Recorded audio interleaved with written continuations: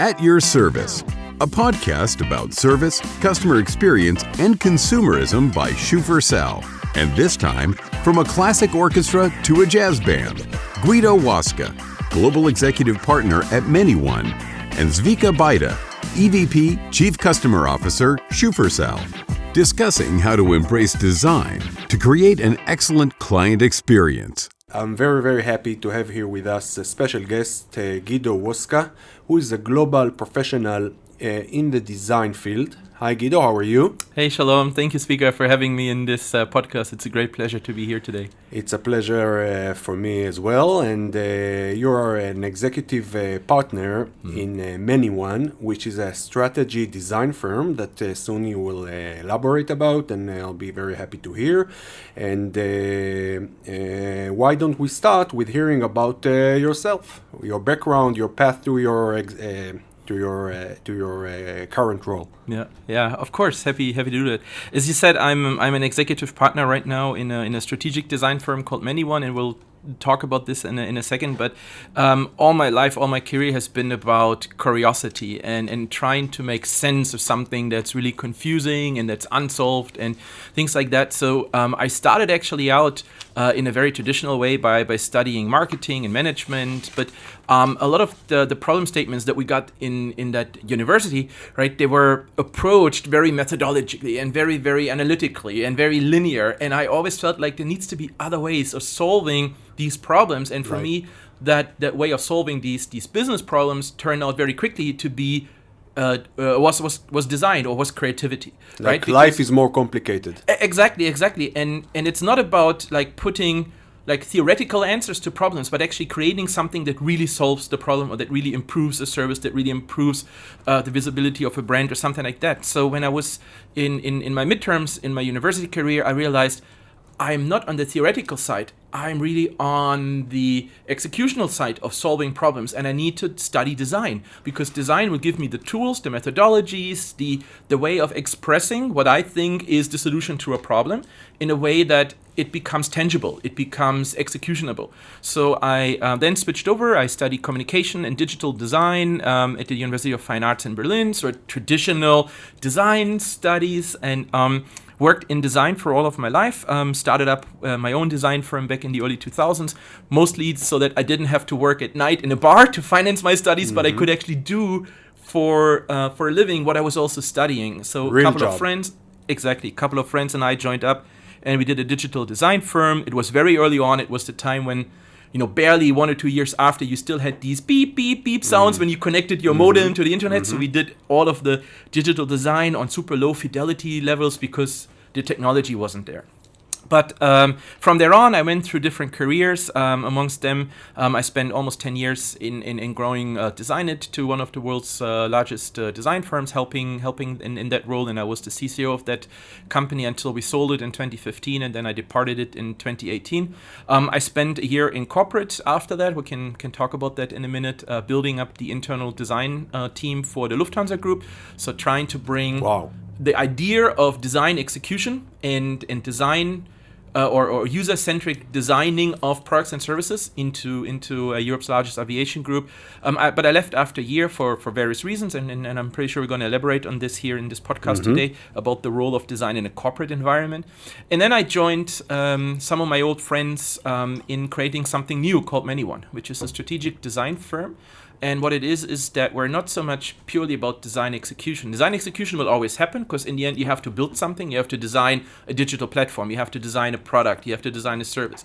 But we call it a strategy design hybrid because what we believe is that you can no longer separate strategy from execution. It happens, so the execution of the strategy you build happens while you build the strategy, and you have to test it early, you have to build it early, you have to test it with consumers, with stakeholders. So what we do is we combine strategy, design, and technology into one single process.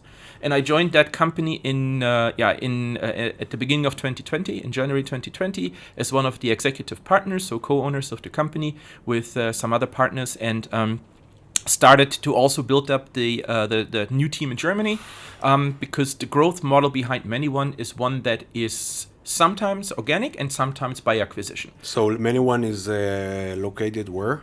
We have We have by now actually 10 global locations because just recently we acquired a design team here in Israel. Prime was integrated into Manyone. We're now one team here. Congratulations. Thank you. It was super exciting, and I've been involved in many projects in Israel in the past, and we always wanted to have, from day one basically, wanted to have a design team, a strategic design team here in Israel as well, because we believe that Israel represents a lot of the ideal market environments that we're looking for, because it's very entrepreneurial by heart. It's a startup nation, right? A lot of people are trying something with an entrepreneurial spirit, so they take responsibility for the company they build. They want to take it to the market quickly. Very often the Israeli companies we work for are by purpose, by definition, creating a product, a service, a technology that is not just for the local market, because the market is fairly small sized, but intentionally they want to do something for the global market, but coming with this spirit and the background of the startup nation. So for us, it was super, super important to be here. And where was it founded? Manyone was founded in Denmark, if you will, because the initial founders are some of my old friends who also I know from my background in design it.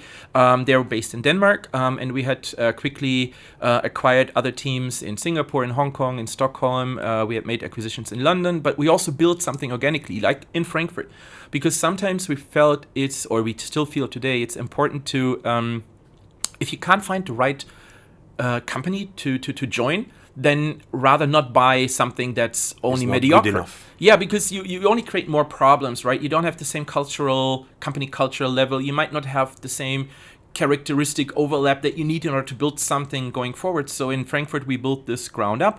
But now Scandinavia, by the way, is like the capital of the design, no? Yes, somehow I think there's. I mean, I think of IKEA, but not only IKEA. Exactly. I mean, I'm talking about the design field. There's a lot of connection between design and Scandinavia. Yes, and I think this has a lot to do with the cultural side and the society where design is deeply rooted in trying to create things that are meaningful for people. Many of the societies in Scandinavia are very much like trying to be super equal. Nobody stands out. Everybody has to follow their own pursuit of happiness to find a place in society. It's not about like elites and things like that. And design is super democratic, right? Design is trying to get everyone involved and make everybody's life better. So that's very much I love the connection that you just said.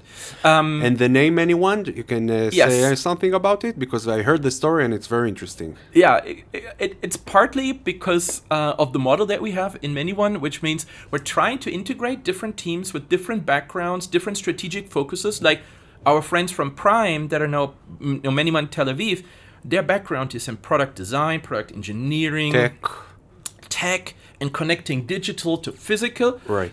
That's something that from a capability standpoint, at that point when we made the acquisition, we didn't have.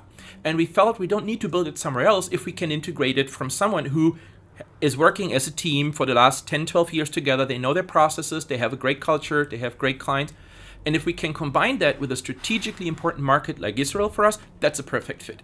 And the name Manyone refers to the fact that even though we're growing through acquisitions, we're growing by building new organic teams, all of the teams have their individuality, they have their autonomy, they have their own way of working in the market, because I could never ever tell the team in Tel Aviv how to do business in Tel Aviv. I don't know that. They know it by heart. So they need to understand that they have the freedom to do it. So they are part of the many, but together we are one.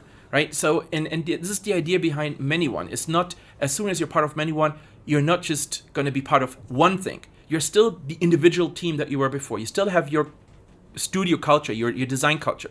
You still have your ways of doing things, but you're actually part of something bigger that together is even more purposeful. Right. Okay, so now we can start our conversation after we know you. By the way, where do you live? I live in Frankfurt, Germany right now, but I consider myself someone who lives really everywhere and nowhere, because we're traveling so much for business. Right, not in the last year. Within the last year, it was mostly within Europe as soon as possible. Yeah, but intercontinental travel was, of course, very difficult. Right. Yeah. Anyway, let's begin from Yes. the fundamentals, Yes. because this podcast is normally dealing with customer service, customer experience, Yeah. and consumer behavior. And I invited you to come and to talk with me about design and experience design. And most of the people that are not deeply involved in these fields, in these areas, are not necessarily understand what's the connection. I Yeah. mean, it's very normal to think about a product Yeah. and design. How do you design the end product? But Yeah. when you talk about service, Yeah. it's not something that is very natural to think of design. Can Yes. you make the connection between Yes. service and design? Yeah. So maybe to start with that, we have to define, or we have to discuss what really is design, right, in our context. Because a lot of people misunderstand design for art. So something that's just beautifully designed, that looks beautifully, something that, is pleasant to the eye, but it has no specific function or benefit for somebody to use it, then it belongs into a museum, right? It's a piece of art. It has been crafted. It's beautiful. But design means we're trying to create something that delivers value to the person that is using the product, the service, the brand, the experience, whatever else it is. And design is a tool to do that. Design is basically a craft to turn an idea, a concept of what something should be into the result. But design should not be measured by whether or not it's beautiful, because that's different in everybody's eyes. Design should be measured by if it's valuable, if it's functional, if it's adding value to the overall ecosystem of where I'm using it in. So to me, design is really a process. It's a tool set, it's a mindset, and it's a craft. But design is not something that's judged by how something looks like. That's really important. First of all. So, an individual who wants to be, that wants to it's their occupation to be at service design. What kind of background do they need? Yeah. So first of all, if you want to be a service designer, and service design really means to understand and create a holistic experience end to end for people when they're using a service, and the service can be going to the supermarket and going from door to car.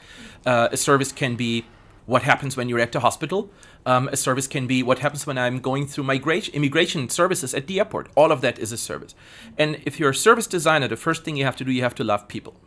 You have to be a people person, right? You have to have the ability to put yourself into the shoe of others, to understand how they may or may not experience a certain service, and then you have to have the imagination to make that a better experience. And you can only do this if you care about people. So you have to have the humility in order to, first of all, not think about yourself as the provider of the service, but the other side, the consumer of the service, and put yourself in their shoes. Yes. And even a step further, don't not just think about it as you are the provider. Also, don't think that you're only designing for yourself. Right. You're not the only persona in the planet. Correct. So you are just there to make out of complexity something that is super individual, unique, valuable, tangible for the person that's using that. Because that's one of the other things you need to be able to do as a designer. You need to solve complexity. Design is a lot about because there's a lot of unknowns. We don't know at the beginning of a project what the end result looks like, right? Even if somebody would come to us and say, let's design a new loyalty scheme or loyalty program, then we know what their target is, but what it actually looks like, we only know during the process. If somebody says, I'll need a product like this, then we might have an idea for what the product is going to be used, but we don't know until the end of the project what it looks like. So you need to be able to turn complexity and curiosity into a process, but always from the point of view of the person that's using that service or that's experiencing that service. And then the second thing you really need to do if you want to be a service designer or a designer in general is you need to be open and you need to understand that you can never solve anything alone or by yourself or in your own silo, but that you always need different stakeholders, different providers, different whatever. Within the organization? Also the organization, but also around. So maybe this, solving a certain element of one of the experiences or one of the customer journeys can only happen if there's the integration of a third-party provider that provides whatever data or provides a solution or whatever. So you need to understand that you are basically just there to orchestrate the experience, but you will not be playing every single instrument. Which again take us to humility. Yes. And I always love the example of orchestrating or music when it comes to understanding how designers work. Because I personally have a very, very simple and clear belief is, as designers, you're not working like a classical orchestra, but you're working like a jazz band. Because there's a single but very fine difference. And in the orchestra, right, everybody has their own instrument, and they know exactly when to play what tune. And that is fine for the purpose of what they do, because that works like a very complex machinery. The thing about the jazz band is, still, everybody plays their instrument, but they improvise. One day, the piano player goes a bit more crazy because he's like outgoing that night, or he has had whatever, and he's playing a bit louder. Or they decide that they're going to add an extra few tunes here, etc. So they still, in the beginning, decide that this is the song they're going to play, and everybody knows their role. But it's a lot about improvising. It's a lot about not knowing exactly what happens at what second while the song is being played. They just agree that's the song we play. So designers need to work like jazz bands. They need to know where they want to end up with. They need to know what they do, but then they need a lot of improvisation and personal freedom.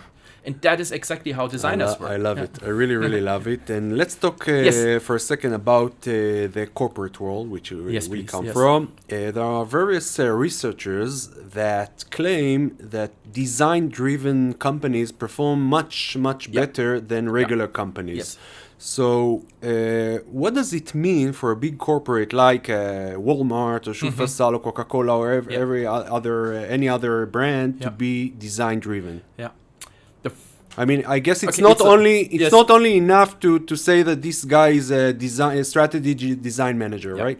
Exactly. I mean, we could have a whole hour just talking about design-driven organizations, right, by itself. But to put it in a bit shorter way, so the first thing that's really different when you're talking about the design-driven organization is that these are organizations that always put the customer into the center of how they approach a problem, how they create a solution. These are organizations that understand that a single division, a single department may be responsible for a specific item or a specific part of the customer journey, but they can only solve or only create an experience if they collaborate and if they work together. So they try to get away of the silos that in a non-design-driven organization that they exist, and that they very often hinder you to get a great vision actually to life. Then design-driven organizations are the one that have designers on board. Right? I mean, that's obvious. It sounds obvious, but many companies don't. And again, because they very often corporate leaders think that designers are the ones that make things pretty. No. They are there to solve complexity, to align with all the different departments, stakeholders, etc. They are the ones that have the overall customer journey maybe, or the overall product service experience in mind, and trying to create that holistically from end to end by involving everybody, but also by always having the outside-in perspective from the customer or the user. And that's what I want to ask you about, because when we talk about design thinking, we usually talk about thinking from the customer backwards instead of doing the opposite. Right. What does it really mean when you try to understand how to do it from the customer backwards, or if you can give an example, or to create some solutions, product, services, and then meet the customer? Right. So what it means is that, well, first of all, on a theoretical level, it means that you have a good understanding of the customer. I mean, you can only work backwards from the customer if you know who your customer is. And knowing who your customer is not just knowing socio-demographic facts like, I don't know, it's that age group and it's whatever, that income group, because those things don't really matter today anymore. People are, like, the way that people behave, it becomes less static and less easy to divide than it was 10, 15, 20 years ago, but very liquid. So it's not enough to say young, old, male, female, or Tel Aviv or North. So you mentioned my 1 year in corporate, which was at the Lufthansa Group building the experience design department in-house. And one of the things we did there was we had 7 persona groups that represented travel needs and behaviors. It didn't represent socio-demographic parts of the passenger groups. So what's the difference between a persona and the segment that we used to work with many years ago? So first of all, you as an individual can have several personas depending on the needs and the purpose of your travel. So for example, in that time, we had a persona which was the care-seeking family. That was the family that was traveling with kids, with a buggy, with all of these things. We had the the professional, well-established, well-known business traveler that knows all the processes, all the bells and whistles, and they're just about efficiency. So they were called efficiency seeker. Then we had maybe somebody that was just about getting the best experience possible, even if the price was really high, paying for business class, adding even more benefits to it. It was the experience seeker. And maybe I'm in the third group that you just mentioned, but when I fly with my wife and the kids, I'm in the first group. Exactly. That means you as a person, as an individual passenger, in this case, you can change the persona groups. What cannot change are the needs and the demands and the expectations within that persona group. So what you do is you talk about what their behavior is, what their expectations are, which services they're using when, stuff like that. And it's important that you don't say it's the 15 to 30-year-olds that use an iPhone and have whatever. That's not relevant. What's relevant is they're in this situation. These are the experiences they have. These are the expectations they have. These are the products they need to have a pleasant experience. Or in the case of an airline, also really important, this is what makes people loyal, right? And that varies from persona to persona. So one of the things you have to do to get back to your original question is really understand who the customer is, then put that understanding into something that can be shared among the organization. Because you can only be as successful as you want to be if everybody in the organization understands the customer in the same way. That means when you have these personas, the next thing you need unified customer journeys. So that at least on that high level, everybody in the organization understands, okay, that is a touch point in the journey. There's a touch point in the journey. This is the product we offer. This is the service we offer. And then from there, then you can start to design or to improve the service, design a better product, design a better experience. So in order to do that... sorry for interrupting, please. We have approximately 2.1 million customer meetings a week. Yes. How can 7 personas, just for example, cover 2 million people? Yeah, they can. So first of all, they cannot, because even within those 7 personas we had in the case of the Lufthansa group, they were still only representing around 80% of the actual people. So your goal is never to cover 100% and also not every individual person all the time. But it's important to create categories so that you know in general for whom, with what kind of needs and behaviors you're designing. Secondly is a customer interaction point, meaning a customer that stands at the checkout desk to pay for the purchases. That's an interaction point, but it's not necessarily that there are a lot of differences at every interaction point for every persona. There are some overlaps and there are some differences, and it's also important to do that. And then what you do in terms of the customer journey is you take each of the persona and you create a customer journey about how they typically go through the experience. What are the touch points they have? They go to the information desk to ask something. They go to this and this to do that. They go online to claim whatever, to check their points balance, stuff like that. So in the end, these customer touch points on the journey are, of course not 100 or 1,000, but maybe a dozen or 2 dozen or 3 dozen. And then it's broken down into people that go through these touch points all the time. Now, when we talk about customer experience, we normally say that customer experience, if a customer service is answering to complaints, etc., when we talk about experience, is the whole experience or the whole journey from A to Z, right? Yeah. Now, for example, a grocery e-commerce service that, of course, searching for the item in the website is a touch point. Yes. Payment is a touch point. Yes. Receiving the goods at home is a touch point. That's the obvious things. But I'm saying that also when I drive my car in the highway and I see the huge billboard with the commercial of the company, it's also a touch point because if just for example there is a racist message in this billboard, my perception of this brand will be different than if it will meet my expectation as a consumer. You as a service designer or experience designer, how can you control the whole journey the real journey from A to Z? Not only when you enter the website or getting the goods from the delivery guy, but the whole journey from A to Z, including the example that I just mentioned. Controlling is always a hard word, right? Do you want to control it or at least look at it or improve it? Exactly. So I always like to talk about it as curating it, because you're like, I think as a designer, you're never the highest commander in control when it comes to that, right? You should be the one that curates the experience, that brings everybody on board. And that is already the answer to the question is you can only do that if you understand that customer experience is not one discipline within an organization that works isolated from all the others, but this is actually where, if you will, where the jazz band plays in the theater at night, right? This is where everybody comes together. The experience design or design department should always be the one that brings people together, that makes sure that everybody's on the same page when it comes to these are all the touch points we have, these are the customers, these are the personas, etc., etc., etc.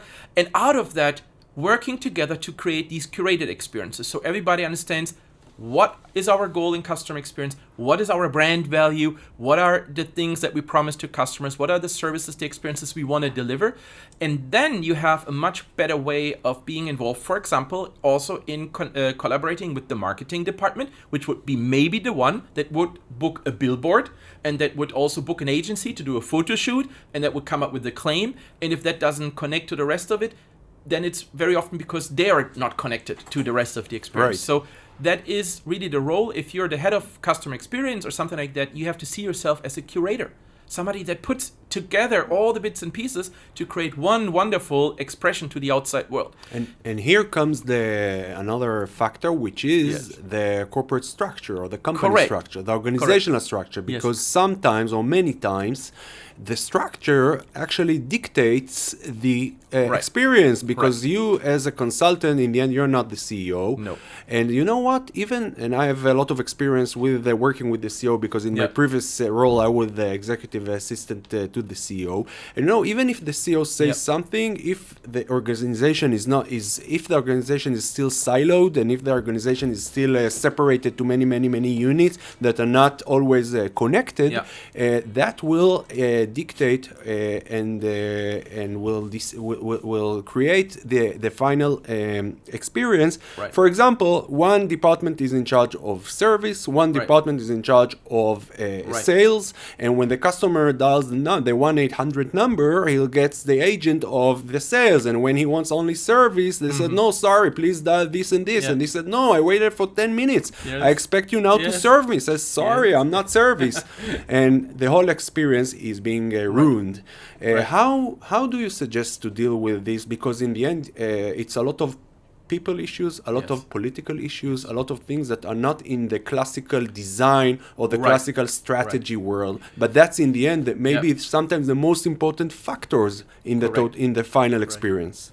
That's a super, super important statement that you're making there, and a very, very important observation, because when companies fail to deliver great experiences or great customer experiences, great product service experiences, it's very often not because they're not creative enough, or not because, maybe even not because they don't care enough about people, but because their internal organization is built to deliver something else. It's not built for collaboration. It's not built for looking horizontally at the entire customer journey from end to end and collaboratively trying to create something, but it's very strict silos, very thick walls, maybe a camera on top of your silo to make sure that nobody is, messing with your team, and that, they're not talking to others, etc. So if you want to become a design-driven organization, this is also a transformational process. It's an organization transformation. You have to understand that your most valuable asset is not the individual department, but the skills that you have in each department that is thrown together with the skills of somebody else to solve a problem in this customer journey or to create a product in this customer journey. So it starts with leadership, right?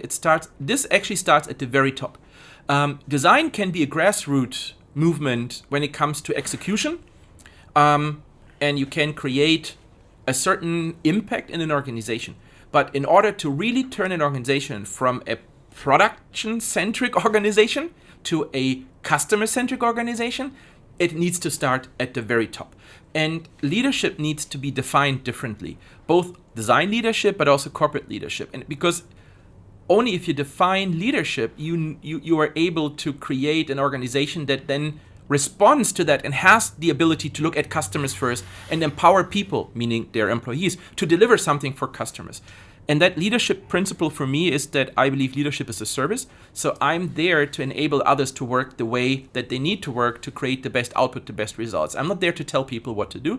I'm not there to control borders in between organizations. I'm there to build an organization that allows people to have everything they need in order to fulfill the overall ambition that we have as a team, as a company.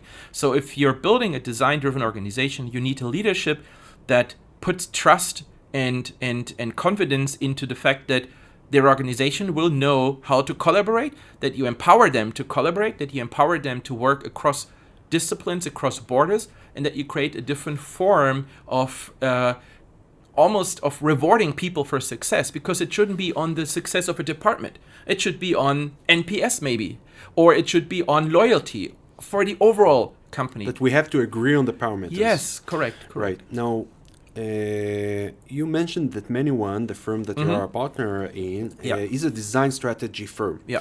Now, I want to talk about strategy and execution. Yes. Because as we all know, we're experienced with working with many external firms, and you have most of your career you spent in design firms. Some of it you also spent as a corporate manager, and many times there are tons of companies that come, do their nice presentations, and give their good, get their good, their nice fees. Everybody's happy in the steering committee, and everybody is just leaving the meeting room very happy. But in the end, in real life, if you ask the customer what has been changed ever since, nothing is changed. And of course, your ultimate goal is not just to create presentations or billboards or blueprints or so, but to create to make a change and to be influential. Right. And what's the difference between the ones that do only the presentation side and the one that are being that creating a real a new reality, something that could be deployed in the reality?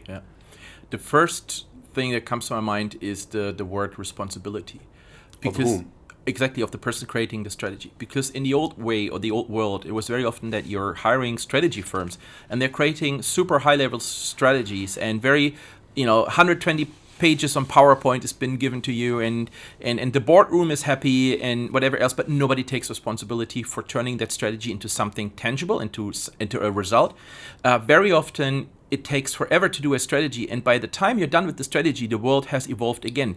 So we believe in strategy led by execution, meaning where we will not in a project spend 6 months on creating tons of presentations and high level theoretical approaches, etc., but we will be designing solutions while we are still building the strategy. Why? Because the strategy needs to be tested, it needs to be refined, it needs to, we know where it fails, we need to see if it's executionable, what the impact will be. So as soon as we have something in that overall strategy that can be built and tested and tried, we will do so while we still build more of the strategy going forward. So we believe that the ideal team consists of people that have a strategic mindset, so taking the big picture, taking the commercial side of it, because design in the end, right, the role of design as we see it is to create, of course, positive impact for our customers. And that means most of our customers are in a commercial environment. They're not NGOs. They are commercial organizations like yours. So you need to prove the case. You need to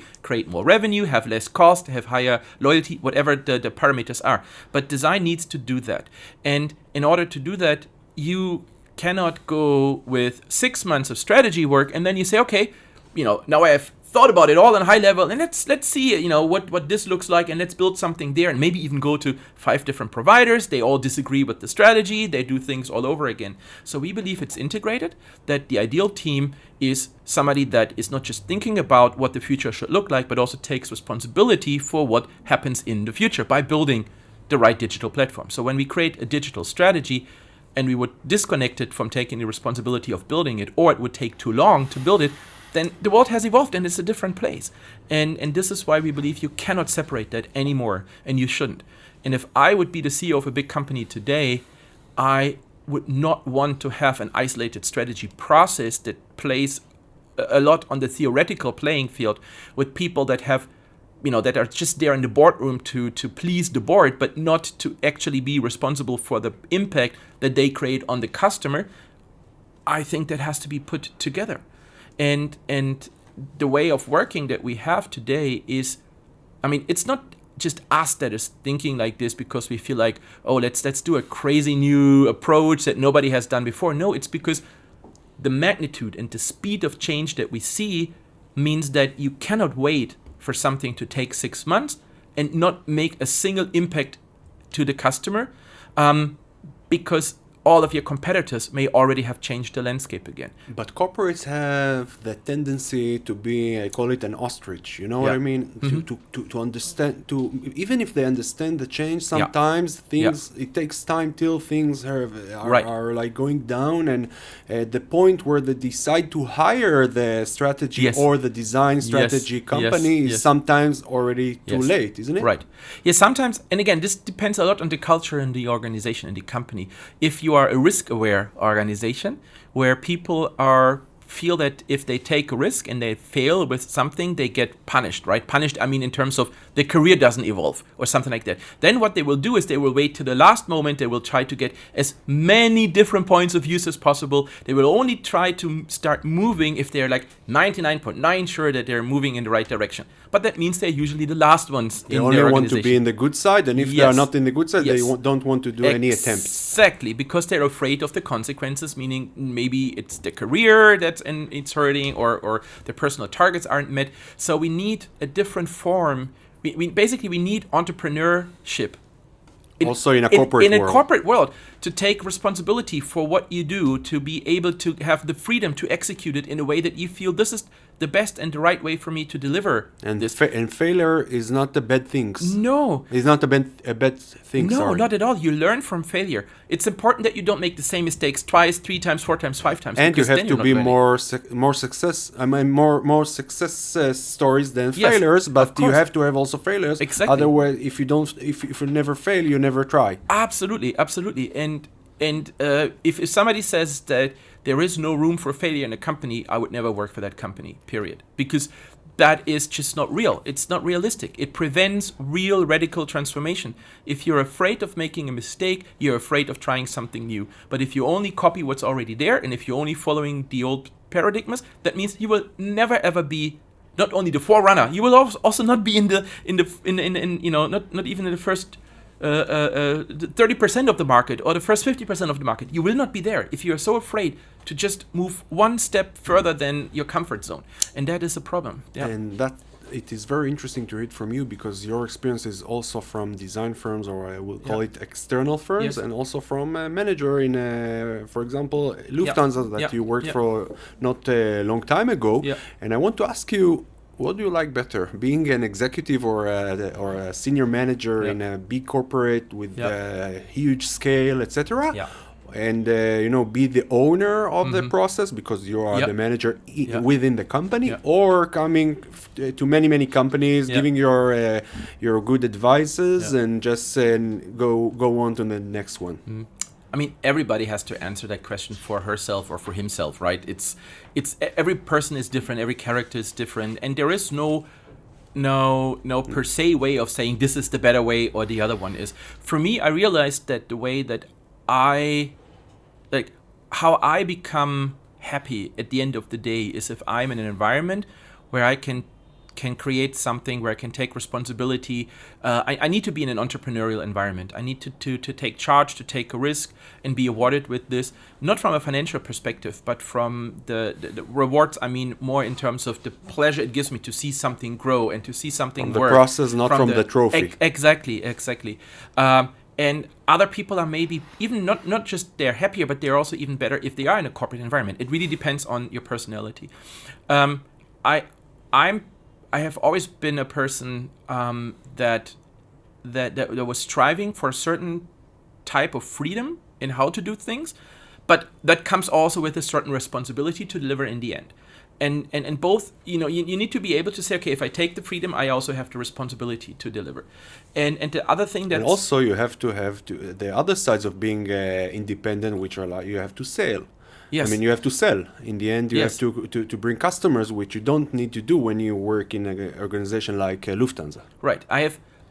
So I always think that me in my role today, being one of the partners there in Manyone, in basically being an entrepreneur, I have 3 levels of responsibility, right? I have a responsibility towards my customer. Of course I do. Because the projects we do, they shall create a positive outcome for you, right? I don't want to waste your time. I don't want to waste your money. What I want to do is I want to create something that makes you better, that puts you in a better position.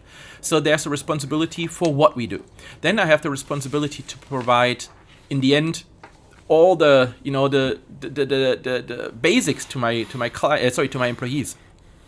We have to pay their salaries. There have to be projects, things like that. But the third level of responsibility that I have is I need to provide a platform for people to grow on. Because if somebody is joining Manyone in this case, or also this was also how I saw my role in Lufthansa Group. If somebody's joining a platform, an organization like this, they should evolve. They should grow as a person in the years that they spent with us. Nobody will be there forever. I know that. People will come at a certain point of their career. They will onboard into Manyone. They will grow with us, and then they will go on to the next challenge, whatever life gives them, whatever pleasure they get in taking the next opportunity.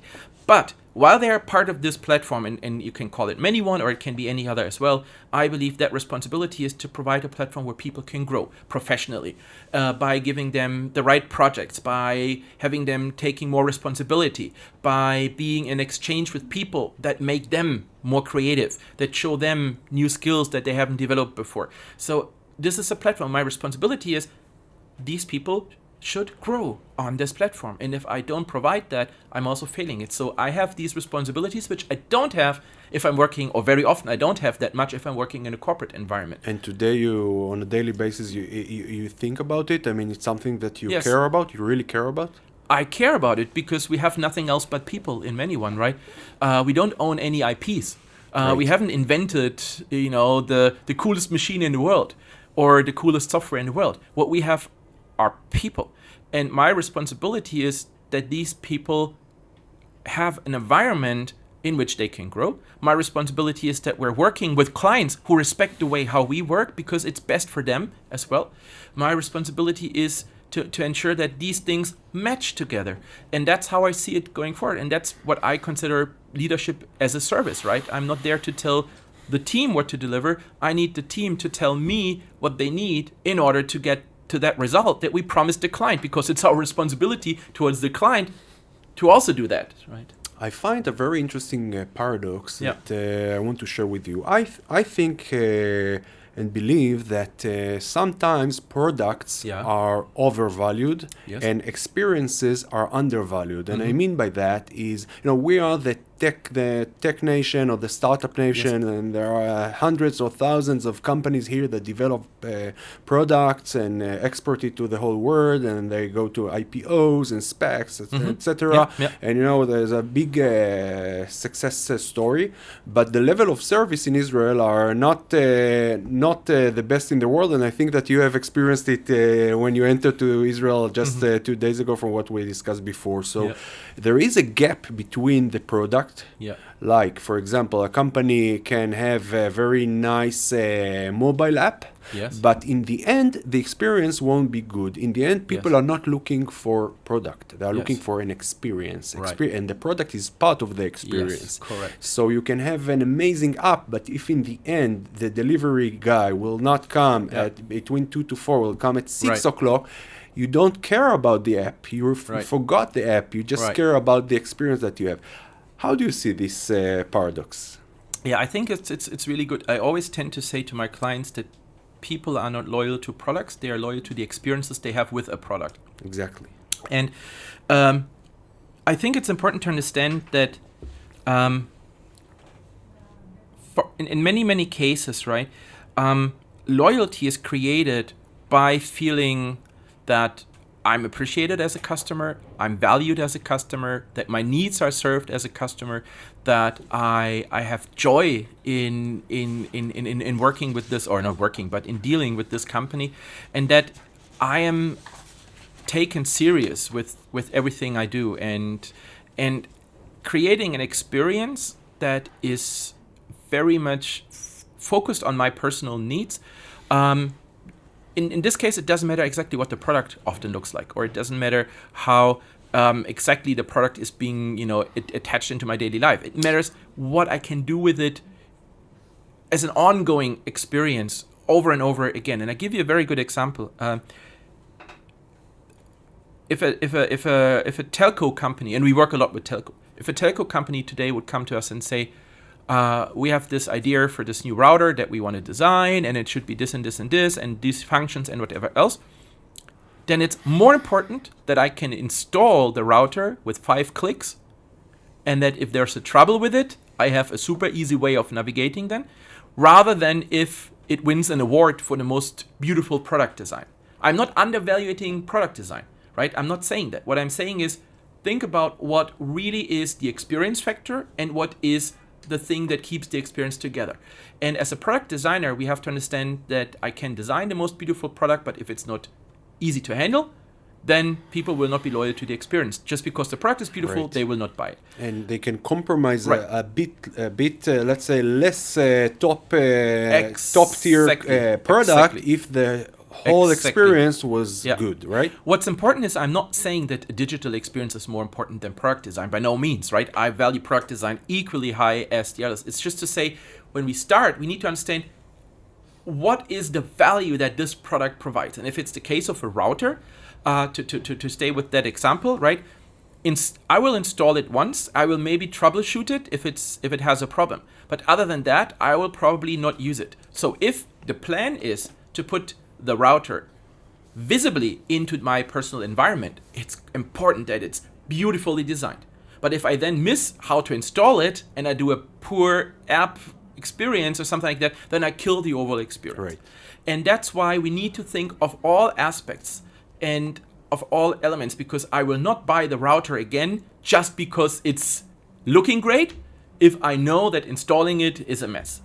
And that's and quite this important. takes us to another interesting point, Yeah. which is when you design the process, you also have to take into account softer ingredients, such as to deploy empathy, Yes. kindness, Yes. humility, Yes. and other ingredients that you have to take to Yeah. think about. And it's much harder to let's say to embed it when we talk about the fluffy things in Yes. life, and not the product design, which is very clear what you have to Yes. do once you design it and then Yes. you produce it, etc. Yes. Yeah, it is also because people are responding to it very differently, right? Right, like it's not nice to be in the to talk about the fluffier things. Exactly. I like to give an example of a project that I have been actually personally heavily involved in, and many years ago already. I think it's by now it must be 5-6 years ago. We redesigned the concept of a lounge for Brussels Airlines. They're also part of the Lufthansa group, flying out of Belgium, and And the initial ask was really more like, if you will, an interior design, a service design project, right? But we turned it into a multidisciplinary type of project. And one of the things we did was we looked at how people would communicate in the lounge with the staff. So we actually, part of this design project was creating a communication design plan or a communication level for the people that represent the airline and the space in front of the client. So what is their role? How are they talking to the passengers? What skills do they need to troubleshoot issues that the passengers come with when they go to the lounge? How can they become more?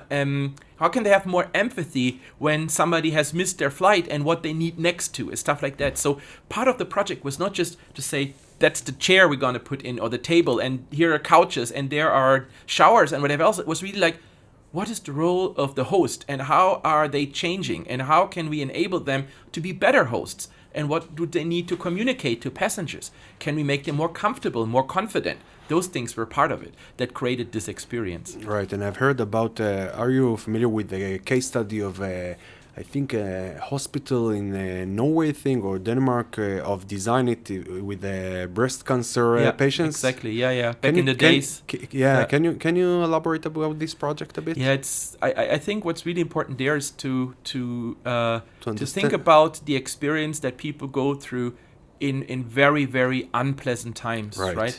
And of course, it's very hard for me to talk about this because I am, like breast cancer is something that's very often a female problem, and it starts also in younger ages. So I cannot put myself a lot into the shoes of a woman that would go through this process. But what I can say is that in order to design a process around this, you need to understand in what situation people are, and especially in a situation like this, when you may have gotten a diagnosis or at least an early stage consideration that there could be something wrong, and you need to go to get further tested. You're in a state of you're in a very emotional state.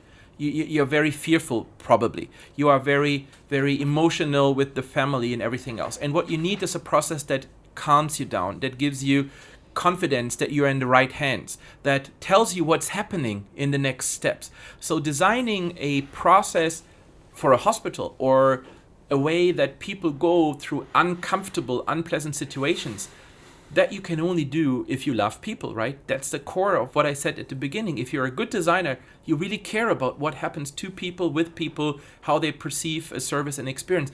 And there are not many cases in real life where this is more important than if you're not in a happy situation, if you're in a fearful situation. And that is super, super important.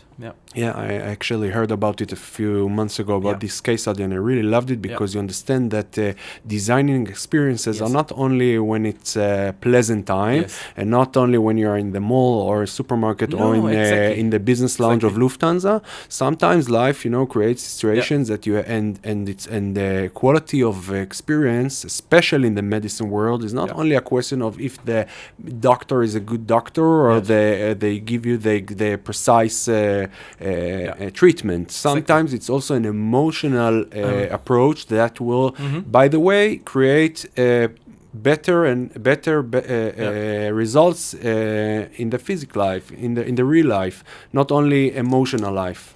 An example of what we have just finished this year is very similar to what you just said.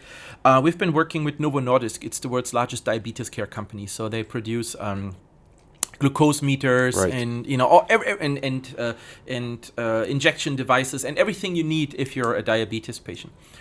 And we did a full rebranding of the company. We did all of the CVI, the corporate visual identity, new. We did a lot of the digital estates, new, stuff like that.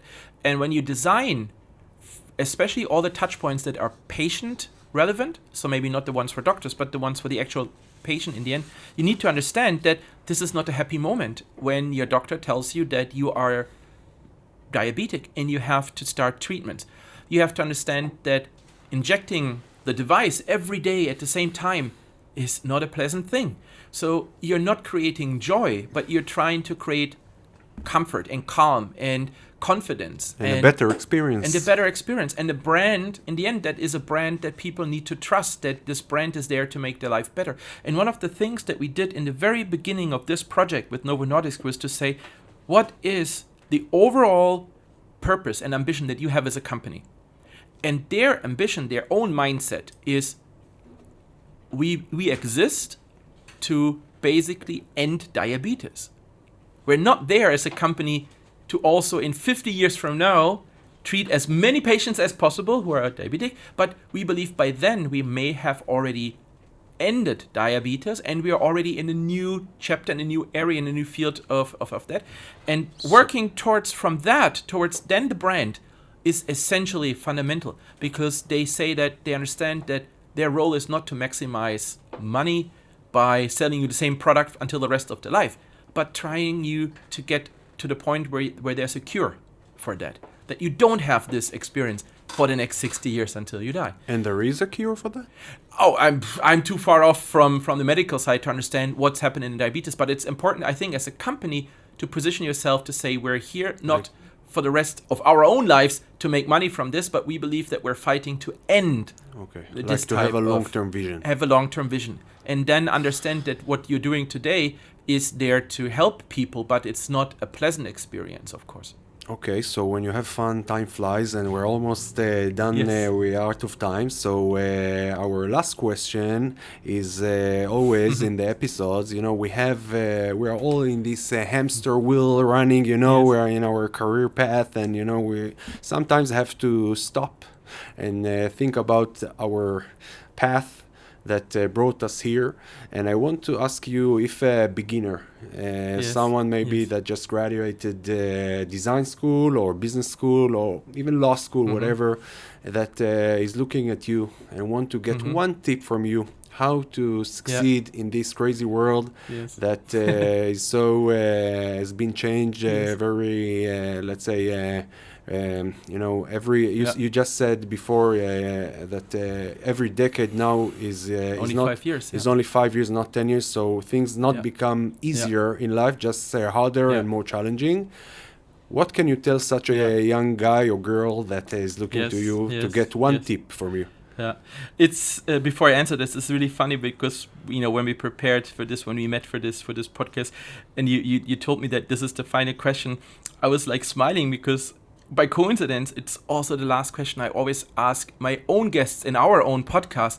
And the thing is, I never thought about it for myself. I got all the answers from all the great people I had in my podcasts or in our Manyone podcast, but I never answered it to myself. So I had a bit of time now between we talked and now to think about it. And I think the one thing that I would really, like if I look back and I would tell my 20-year-old self, one thing is be humble.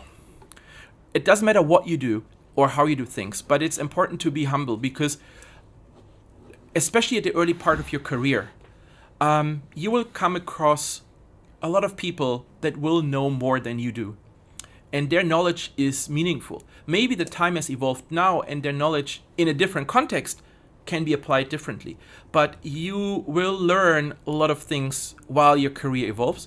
You will still fail, especially in the beginning of the career, and it's okay to fail, but you should be really humble and honest and true to what you say. Don't try to be someone that you're not, but stick to what makes you happy, because if it makes you happy, it will make others happy. If you're really able to deliver something that makes you happy, that will have a positive impact. But you can only do this if you don't feel that you're the smartest person in the world, that you're the best person in the world, that you're the most advanced person in the world, because you're not and I'm not.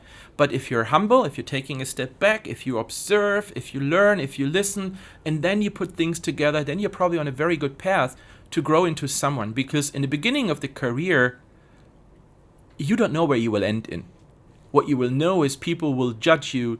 The further you are in your career, the more they will judge you for who you are and not for what you do. Right? You are not your job. Not exactly. Not the skills you have will matter later, but who you are, what you do for others, how you work with others.